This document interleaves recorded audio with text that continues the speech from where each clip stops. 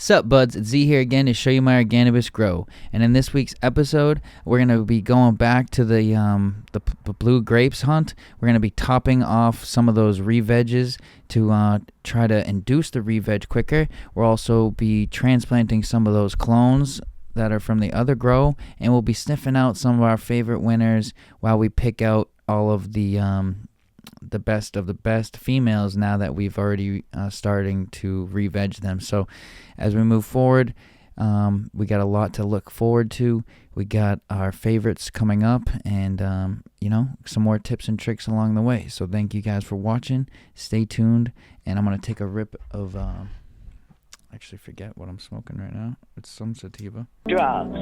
Don't use that cocaine or marijuana because that stuff is highly addictive. When people become weed heads, they become sluggish, lazy, stupid, and unconcerned.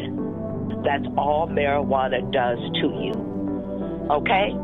This is Mom. Unless you're taking it under doctor's control, then it's regulated. Just to be clear, guys, I only give this out for informational purposes. I do not condone growing anything prior to looking into your own municipality's laws on cultivation. Nothing you see here is for sale, and it's fully legal to grow in my state. By just giving them a quick topping. So, they had already started to develop a top nug, and I didn't give them any topping prior to this. Sorry, I'm still recovering. So you could see, you could give them the time to let that nug fully re-veg, and then a new leaf would actually spring out of that. But I was thinking, why waste the time when I already have some? Sorry. Oh, that's annoying. It's like you're getting smoke tips from while you're smoking with your old uncle. Except I'm young. I'm a young uncle.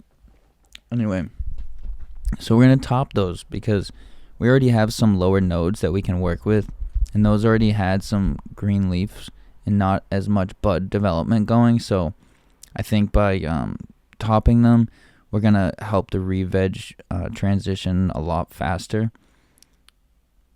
So you can see we have quite a lot of little nuggets that I picked off of the buds.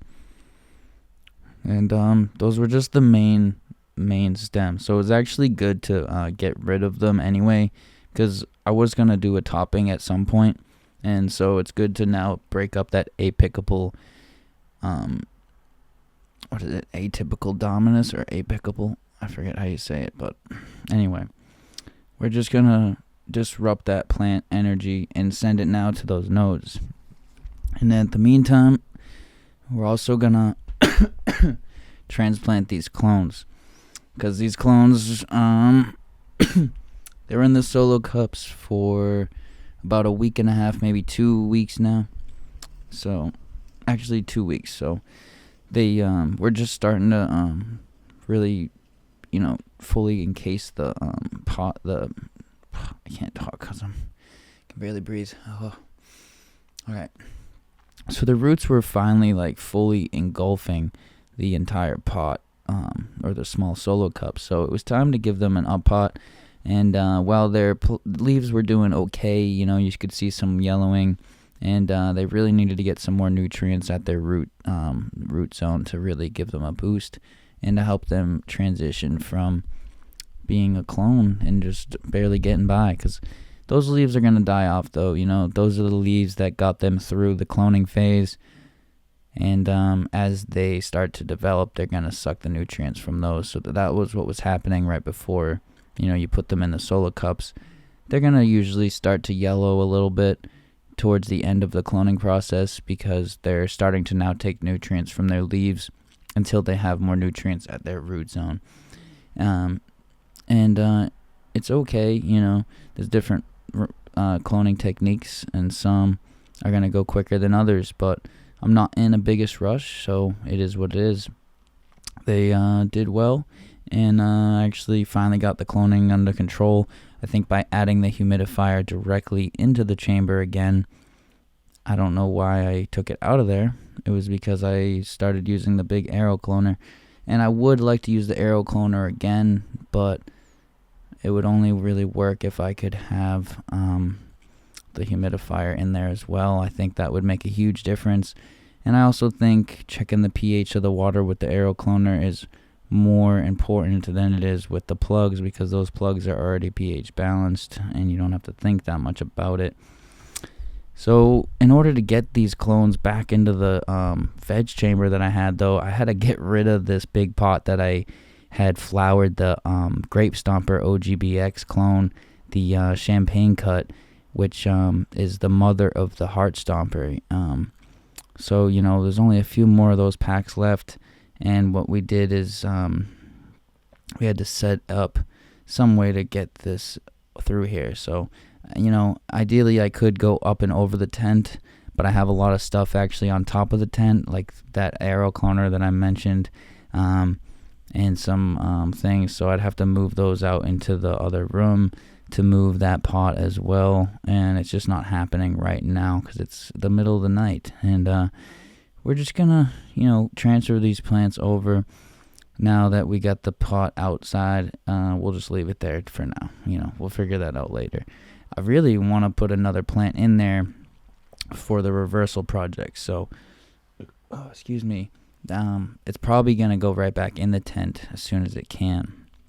But 3 days later, after I had them all transferred in, you can see we got a good transition. Like you can see, some of those clones are still yellowing a little bit, but the seedlings are actually doing really well, and they're over to the right. So you see them here, and you can already start to see those smaller branches coming up and revegging pretty well. So it looks like we had a successful top. And with these, I think what I'm going to go for is a 4-way topping off the split, because they already have so much noding going on because they just were like stuck in that small zone for so long. So now that they're on, 7 weeks total. So, this is a long veg time, and look at how small they are. But we've already sexed them. We've already narrowed them down, and at this point we can start to really select for the minute smells and vigor and the growth patterns that I usually like to look for. It's also interesting to see how much more nodes some of these are producing than others, so that's something I can select for as well, even this early on. And I'm not gonna kill anything right away. All these females are gonna carry on, and we'll flower them out in the smaller pots, the ones that I don't think are the smelliest, and the ones that are the smelliest, those will transfer with some of these clones, whichever clones are my favorite, and then they'll go into the flowering room, and we'll see what we can come up with. And the other ones, we're not going to throw them out, so we'll make sure that we grow them up. And but this is when I can already start sniffing through. I'm sniffing out, and I'm also gonna get rid of those lower nodes and just leave 4, because I really just want 4 left there. And then that's gonna give me 4 tops, and then I'll top that again, and I'll have 8 tops. Top that again, and I'll have 16 tops, and then I'll top that one more time and get to my 32 tops, where I'll cull some clones. Probably end up with 20 to 25 tops per plant. So this will be an ideal grow from the start. They're all at a pretty good even growth size too, so I think I timed it correctly, which is what normally should have happened. As you know, my last couple grows were pretty slacked on, just due to my life getting in the way. But we're back on track, guys, and so as not every day is perfect, but we're gonna be able to get through here. I also switched to hand watering for this grow, just to try to get back in tune with the plants, because I didn't want to I just wanted a reason to be in there more, so that it kind of motivated me more. So I will go back to the blue mats the next grow, but for this grow it was just very useful to try to get back into my hands-on approach. And it's how I do with all the little plants anyway, but just to get in there with the big plants, even though it's really hard to reach in there, and that's why I got the blue mat system to begin with. And it's reminding me why I did it, but it's really good to be in tune with the plants and check on them more frequently, and that's what I would normally do. So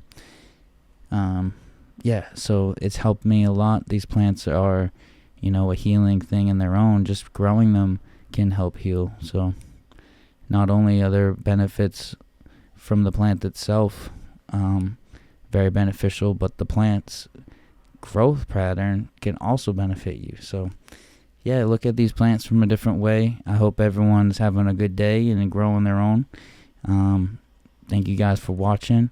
And now we're just going to get into the selecting, and we'll see what goes from here, which ones we select, and if I miss something special, because we're going to verify those smells and those sniffs and see if my nose really has what it takes to pick out the best of the best. And sometimes the smelliest doesn't mean it's going to be the crystallest. I mean, the most crystally. But in the smelliest, if you can find the crystalliest one, then you got a winner. And you got good growth patterns, you got something special. So we got amazing King Blings. King of Hearts from the King Bling and the Heart Stomper cross. Amazing Heart Shot. Oh my God. Wait till you guys see it. And then the East Coast Sweetheart. Oh my God. It's insane. And anyway, until next time, stay up, buds.